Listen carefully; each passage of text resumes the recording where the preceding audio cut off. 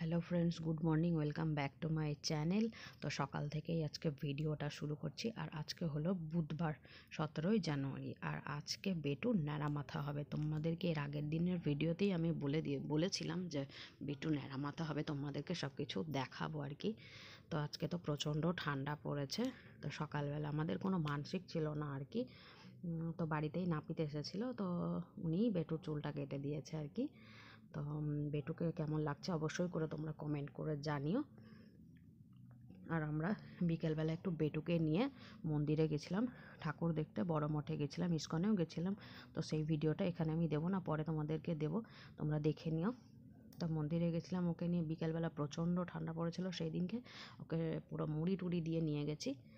আর আমি, মা, বোন, সুদীপা সবাই মিলে গেছিলাম। আর ভিডিওটা কেমন লাগলো অবশ্যই করে কমেন্ট করে বলো। ওকে বাই, টাটা আজকের মতো।